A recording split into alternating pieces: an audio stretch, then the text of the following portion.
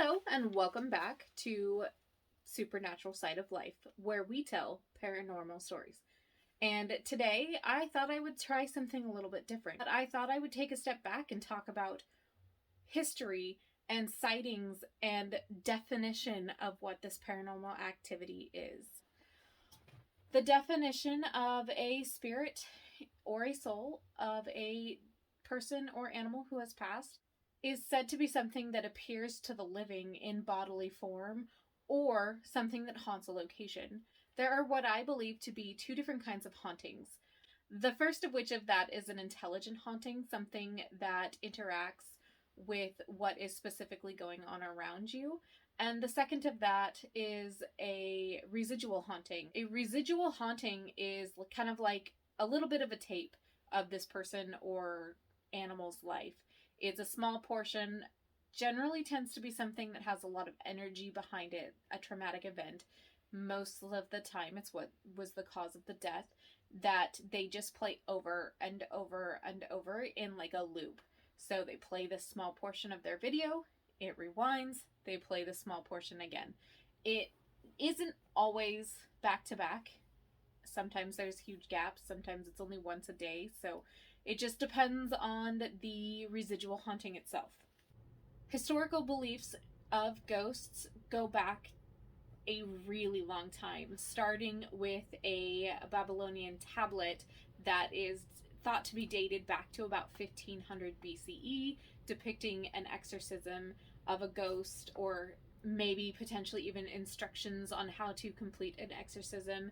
And they think that this is the case because there are two sets of people on this small portion of this broken tablet that they have found, and the living people are carved into the stone and very prominent, whereas what they believe to be the ghost is carved in but not as prominent. It is really faint. And when we talk about the beliefs of the Egyptians and other cultures such as the Egyptians, where they have created an underworld, they believe that ghosts were created at the time of death, and they are taking on the memory and personality of the person that they were while they were living. They then travel to the netherworld, where they are assigned a position and essentially have an existence that was similar to what they had while they were living. When we talk about ghosts and how they have appeared to people over the times, there have been depictions in writings such as Homer's, like the Odyssey and the Iliad. He's talked about ghosts in those, where it's often a form of vapor or smoke, but other times they were described as being substantial, appearing as they would have at the time of their death, complete with the wounds that would have killed them. By the 5th century BC, the ghosts became frightening creatures that would either be good or evil. The ancient Romans believed that ghosts could exact revenge on enemy by scratching a curse on a piece of lead or pottery and placing it on their grave.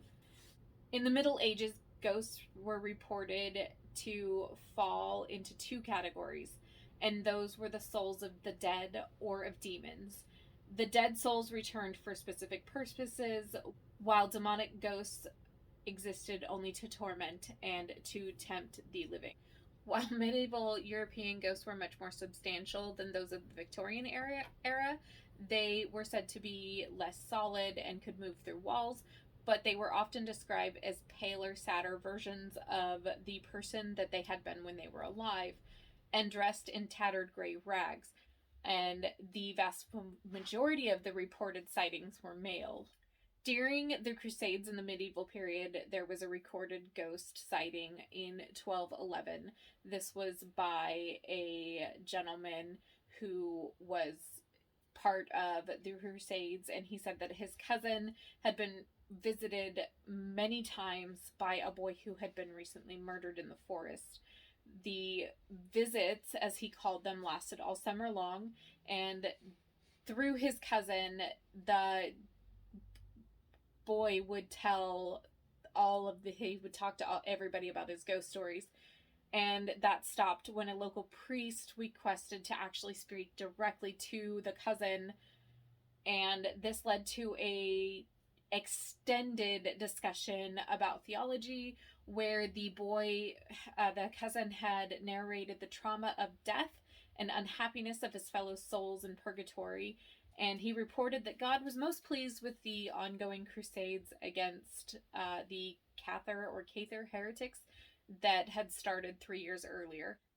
There was a revived interest in ghosts and what is called necromancy, which is talking to the dead. That happened during the era of Reformation and the Counter Reformation, and there was a lot of backlash on this as it was an interest in the dark arts. And in 1868, there was a ballad called Sweet William's Ghost that recounts the story of a ghost returning to his fiancée, begging her to free him and to move on because he had promised to marry her, so he was tied to this promise and he could not move on upon his death because he was tied to her with this promise. He said, I cannot marry you because I have passed, and you not releasing me from this promise will push me into eternal damnation. This was a popular British belief at the time where the dead haunted their loved ones if they took up with a new love without some sort of formal release from them so that they would not be living in damnation. The first early sightings of ghosts, not only depicted in that Babylonian tablet that I mentioned earlier, but a Roman author and statesman, Pliny the Younger, reported that a specter of an old man with a long beard and rattling chains was said to be haunting his house in Athens. In 1856 AD, the first poltergeist, which is said to be a ghost that can cause physical disturbances such as loud noises or objects falling or being thrown around, was reported in a farmhouse in Germany, and the poltergeist tormented the family living there by throwing stones and starting fires, among many other things. Neil Murphy depicted the first recorded haunting in the United States in his document that was called America's First Documented Ghost.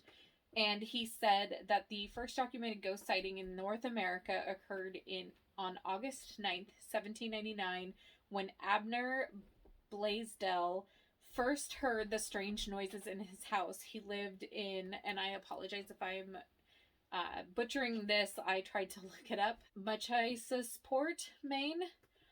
He shook it off, but then in January the following year, a disembodied female's voice was heard with an understandable message. She came forward and said that she was the wife of Captain George Butler, and that those who heard her were to send for her father, David Hooper.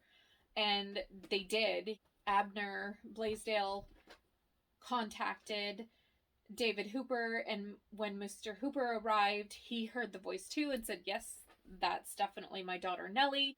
Soon after her father confirmed the integrity of her ghost, Nellie began appearing in various forms, and especially as a recognizable apparition, often floating above the ground and appearing very white as if a glowing light. She would eventually make appearances in order to converse with the Blaisdell family, who gathered in the basement of their home. It's actually said that Nellie's ghost would eventually be seen by so many spectators that she actually became kind of a celebrity of the town and kind of the talk of the region. There was one more small odd twist to Nellie's story.